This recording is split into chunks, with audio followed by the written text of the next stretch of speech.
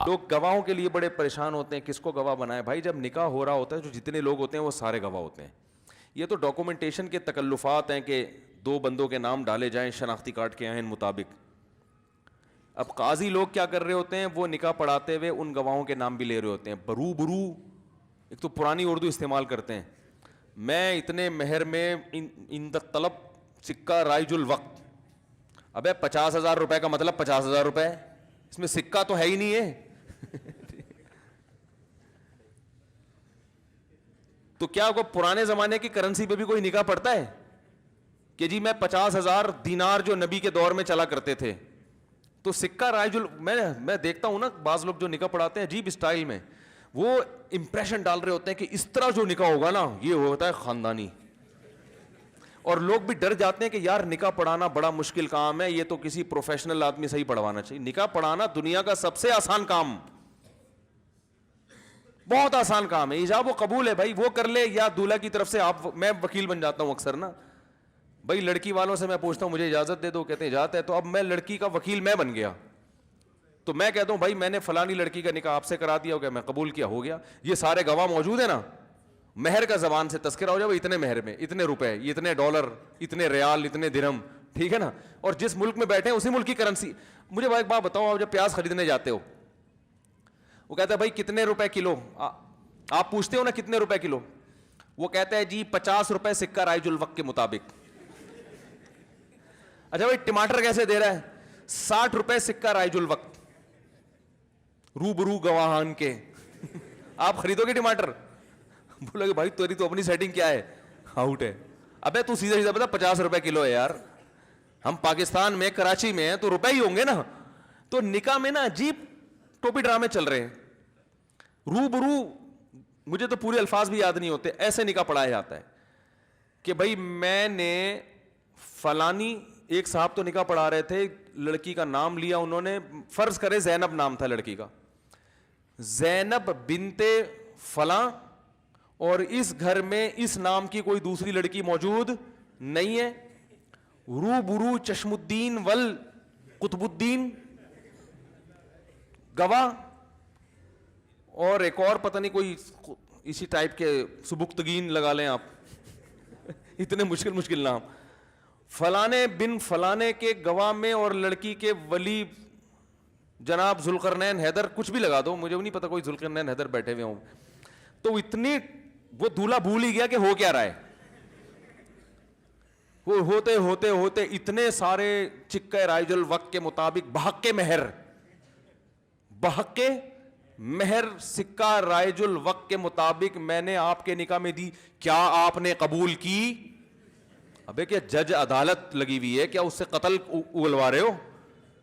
بھئی تم نے 5 آدمیوں کو قتل کیا, اتنے کیا تم قبول کرتے ہو؟ قاتل کہتے ہیں ہاں میں قبول. ایسی تجویز, وہ دولہا ڈر جاتا ہے. بعض دفعہ اس کا موڈ نہیں ہوتا قبول کرنے کا, حقیقت ڈر کے قبول کر لیتا ہے, یار یہ کیا ہو گیا. تو وہ اتنا جا کے نا دولہا بھول ہی جاتا ہے کہ ہو کیا رہا ہے یہ, بس اس کو آخر میں پتا ہوتا ہے میں نے کیا بولنا ہے, قبول ہے. پھر 3 دفعہ قبولواتے ہیں, پوری گردان کر کے نا, پھر دوبارہ سے بسم اللہ, پھر دوبارہ سے سٹارٹ کریں گے. سکہ رائج الوقت بحق مہر بعوض, بعوض یہ بھی ایک لفظ آتا ہے درمیان میں, بعوض. بھائی جب ٹماٹر خریدتے ہو تو یہ کہتے ہو یہ ٹماٹر کتنے روپے کلو بعوض کے دیے ہیں آپ نے, بھائی کتنے کا دے گا یہ بتا, بولتے ہیں نا. تو نکاح بھی آسان ہے بھائی, فلانی خاتون کا میں نے اتنے مہر میں آپ سے نکاح کر دیا, بھائی قبول ہے, آپ بولو ہاں بھائی قبول ہے, ختم. وہ ہے نا ایک لکھنؤ کا آیا, لکھنؤ کے لوگ بڑے اردو خاندانی ہوتی ہے نا, وہ آیا کراچی میں یا کہیں پنجاب میں گیا, پنجاب میں, تو وہاں کیلے بک رہے تھے. کہتے ہیں آپ کیلے عددن دیتے ہیں یا وزنن, یعنی وزن کے ذریعے دیتے ہیں تول کے, یا یہاں عدد گن کے دیے جاتے ہیں. تو بھائی جان اب سبزی والے سے پوچھ رہا ہے, وہ پھل والے سے, ریڑی والے سے, لکھنؤ کا, کہہ رہے آپ کے ہاں کیلے عددن بکتے ہیں یا وزنن. اس کو کیا سمجھ, کہہ رہے پتہ نہیں عددن وزن, دنادن بکتے ہیں, دنادن لینا لو ورنہ نکلو یہاں سے. کہہ رہے ہمارے یہاں کیلا, وہ 3-4 دفعہ اس نے پوچھا نا, وہ سبزی والا منہ دیکھ رہا ہے اس لکھنؤ والے کا, بھائی تو بول کیا رہا ہے؟ وہ کہہ رہا ہے بھائی میں آپ سے پوچھ رہا ہوں آپ کے ہاں کیلے عددن بکتے ہیں یا وزنن. پھر وہ کیا بولے, کہہ رہا ہے بھائی میں پوچھ رہا ہوں عددن بکتے ہیں یا وزنن؟ تو وہ پھر جھنجلا کے بولتا ہے دنادن بکتے ہیں، دنادن، صبح و شام بکتا ہے مال، لینا ہے لو ورنہ نکلو یہاں سے. تو ایسے ہی نکاح ایسا ٹیکنیکل طریقے سے پڑھایا جاتا ہے، بحق مہر، پتہ نہیں اور بھی کچھ الفاظ ہیں مجھے تو یاد ہی نہیں ہوتے. تو نکاح پڑھانا دنیا کا آسان ترین کام ہے. ہاں سوال پیدا ہوتا ہے اب اتنا آسان ہے تو پھر مولوی صاحب سے کیوں پڑھواتے ہیں لوگ، فلانے سے جو ہے وہ خود ہی پڑھ لیں. تو ایک کام تمیز سے اچھا لگتا ہے. خطبہ بھی ہوتا ہے اس سے پہلے. تو علماء نے لکھا ہے کہ نکاح کسی نیک آدمی سے پڑھوانا چاہیے جس کو آپ نیک سمجھتے ہوں. ضروری نہیں کہ ہم نیک ہوں، لیکن جس کو آپ نیک سمجھتے ہوں. تو اسی طرح مساجد کے ائمہ کرام ہیں، علماء ہیں، بزرگان دین ہیں. رسول اللہ صلی اللہ علیہ وسلم نکاح پڑھانے سے پہلے خطبہ پڑھا کرتے تھے. تو خطبہ چونکہ علماء زیادہ اچھی طریقے سے پڑھ لیتے ہیں، لیکن خطبہ بھی ضروری نہیں ہے. نکاح تو ایجاب و قبول کا نام ہے، گواہوں کی موجودگی میں ایجاب و قبول بس ختم. تو خطبہ پڑھنا افضل ہے، سنت ہے. کیوں افضل ہے؟ اس کی بڑی وجہ ہے کہ خطبہ جمعے کی نماز سے پہلے ہوتا ہے، عید کی نماز سے پہلے ہوتا ہے.